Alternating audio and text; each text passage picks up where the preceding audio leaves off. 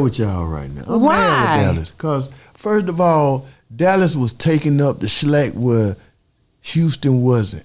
And for that whole Mo3 thing, Leroy, like I've been watching that shit from the little comedian. You know, I've been watching it from him to it's crazy. Little Red. You know, they were having a little run. They were doing a good thing. And I'm like, now see, now y'all let a little bit of money fuck up the big picture. Right. Yeah, we on Boss Talk 101. Yeah, we gonna talk. Y'all birthed a lot of people, man, like Future and all these guys down here, man. I mean, what's one of the, and I'm just coming off the dome now, like what's one of the things that, you know, one of those guys that came up under you guys said that really made you feel like, dang, we did what we supposed to done? Killer Mike and Future. Yeah, that's hard. Killer Mike, because when we look at Killer Mike, we look at Killer Mike as being Goody Mob. We look at Future as being Outkast. That's hard. Like Future did everything, man. That motherfucker got there. He found that Drake run. Shit, they did their own little Outkast, man. And that dynamics, bro, that whoever saw that, a Georgia boy and a Canadian running the world, like that was a big thing. Like Metro, then just watching Killer Mike just beat the world with substance. Substance never wins. And substance won this year. I got another question. I know earlier you were talking about how hot Texas was or how hot Houston was. Yeah. And right now, you know, we have Big X the Plug, but we also have Four Bats. I'm mad with y'all right now. I'm Why? mad with Dallas. Because, first of all, Dallas was taking up the slack where Houston wasn't.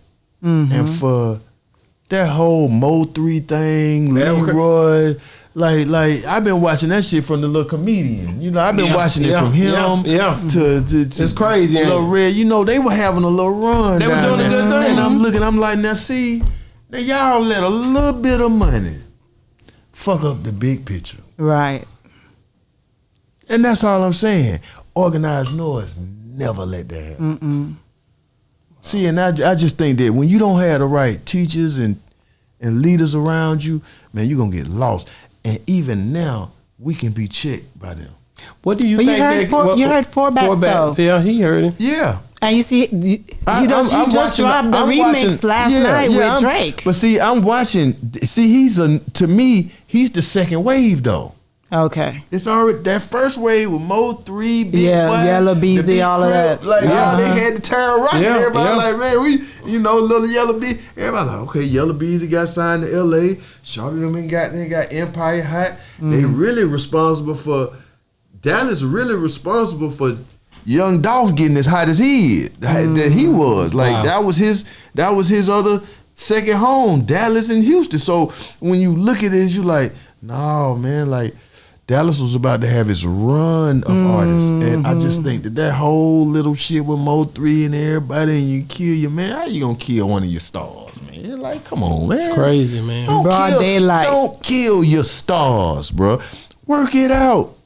You can always work it out, bro. Like, I tell any city, man, like, protect what's special. You might not get another shot. It's real. You know what I mean? And I think it's no telling how far Mo could have went, because his pen seemed like it was just finding itself, and he was finding 2 and 3 ways to work the game. I can write for folk, I can do this, I can do that. And then, you know, you look at Empire, you look at guys, and it was like, yo, he was really putting money. He was really helping them boys down there. He was putting money into them and helping Memphis, helping Dallas, where nobody else was looking at them. You know, so I just look at that situation is like, man, somebody should have called the OG call, man. Hey, man. I think they did try. Yeah, but they ain't try hard enough, because if the right OG walked down, then they would have stopped that. They would have stopped it where there would have been any more gun violence. Like, hey, man, you niggas going to have to go over here in the field and goddamn get this out of you, but you going to fuck up the money for the city. And that's where the LAs could come and sit us down like, hey, man, you know, you fuck up the money, you look like that. You know, if you mess up the money, it's not coming back. Right. I'm really like, I'm one of them, man. Like I'm Rakim. I'm up there with it. I'm not even the ones who you think I'm not gonna give you what you're looking for. I'm gonna give you a D. I might give you a D nice, MC Shan. I might give you something. You gonna be like, what? Yeah, I'm gonna tell you that I'm an EPMD fanatic. And see, when you say that, that's because we respected the elders. Yeah. Those are the elders to me. Yeah. Like all them LL Cool J, them the elders. But anything came out in the 90s, those my peers. There you go. Yeah. There you go. That's exactly right. That's it. So what I wanted to ask you though is like, what do you say to those who say, like my wife she just hit it. Like a lot of people hit me up, be like, man, you thinking the old way, man. Everybody got their phones now, but how about the information and the way that it's still being, how it's permeating? It's still, I feel biased, but you know y'all might feel a different way.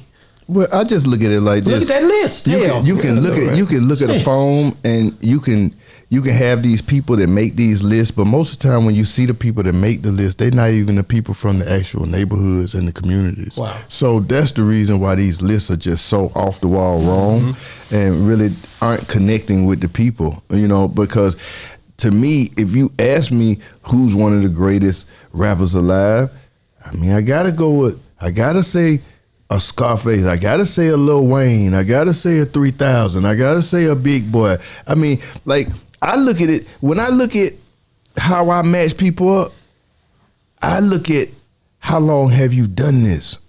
How many records have you sold? And when I look at a lot of my peers from my era, a lot of them don't have new music. That's real. I've been in every era since I've been out. And that's why I think that Atlanta and I think the South, we show people that we versatile. I think Lil Wayne changing into Lil Wayne after the car, it was like, wow. Like, but I've seen a lot of Southern MCs reattach themselves to something else and turn into something else. You don't have to stay an artist forever. You don't, like when we started seeing Scarface pick up the guitar, we knew it was like you're gonna get to a level of this business where either you're gonna find something else about it to love or it's gonna destroy you mentally. Yeah. You can't always wanna be number one. You can't always wanna be that guy. You gotta learn how to get into now I'm the coach. I can coach 5 or 6 great artists into success. And I think that the industry is so bad now, and the reason why they tearing the industry up is because at the end of the day, they had a 10-year run of being able to separate the elders from the youth. So once they separated the elders from the youth, that's when they got all our youth to sign these 360 deals, and they own their life. They own they face. They own everything. And I feel like that's where we have to kind of pull back as a community and say, hey man, it's cool to do business, but this is turning into a slave culture. Because if you own every part of me being able to make some money for myself, then what am I? That's real. And they got life insurance on them. That's real. And they looking for them to crash out. That's real. So when I look at all these record labels and you say, well, all these people that run record labels don't even look like us or come from the culture or nothing, because it's not about us anymore. It's only about raping us and making us sign contracts so that they can control. See, it's almost like now I can just sign people just to hold them. A kid right now will sign a $300,000 contract and don't know that them people own his likeness for the rest of his life. Wow.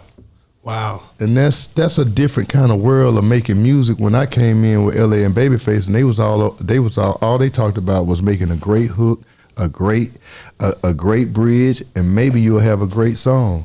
And I think that it's gone away from being about the music, and it's gone into who has the biggest personality, who has the best marketing scheme. But at the end of the day, the audience and the fans get cheated, because most of these people that has been successful in the last 5 or 10 years, they were definitely industry props to me, because most of these guys that's successful now wouldn't have never made it in the 90s, because you had to have true true talent.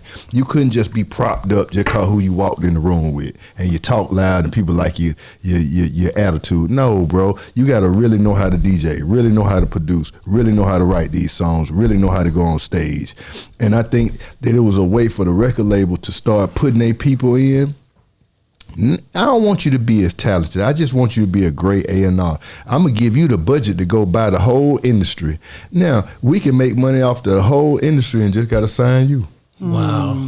Man, it's crazy how things in transition, man. You know what I'm saying? Like it's still a game though. It's a real serious game when you look at how people playing it. Even the streaming, all the stuff that they're doing, it's just redirecting aims, but it's shots being fired. You know what I mean? It disconnects you from the base. Like you're saying, we were talking the other night.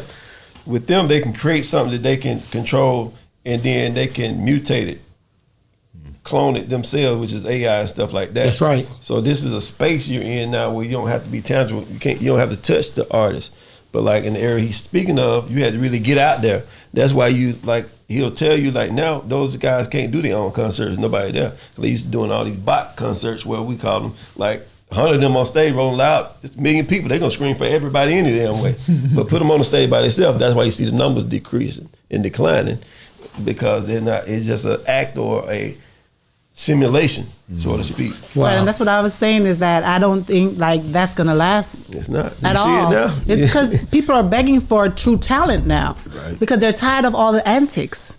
It become a generation where everybody wants to upstage the other, and you're like, okay, what's next? Like, how far can you take this? It's almost like people want to be more famous than actually the artist. Right. Exactly. It's like, I want to be famous. And it's like, yeah, but you don't want to do no work. Like, we had to go to small town to big town. That means get in 12 passenger vans and drive all over the South in every small town. Come on now. To be able to touch the fans. And I think that the internet has just it's birthed a generation of artists that they can say, yeah, but him, and him, they were successful doing it like this. But yeah, but that's the game. That's real. That's just like crack. They give it to you at first, then you got to buy it when you come back. So that's what's going on with the game right now. It's almost like, man, to them, they was like, yo, Gipp, so how are they getting them? Okay, check it. Now, they'll go get a young kid. Now, a kid make a song, it jams, it goes on the internet, it's an overnight success. It's already money in the pipeline. A kid doesn't understand that. A record label does. So what do? They sit back and they watch it go up. They watch all the money go up on the internet, the gram, everything. Then they come and get their kid and they offer their kid exactly what that song made, right? So when they do a deal with that kid, he signed his life away, they just giving him the money that he already generated. They never spent no money. Wow. And now they own your life. Yeah, we on Boss Talk 101. Yeah, we gon' talk.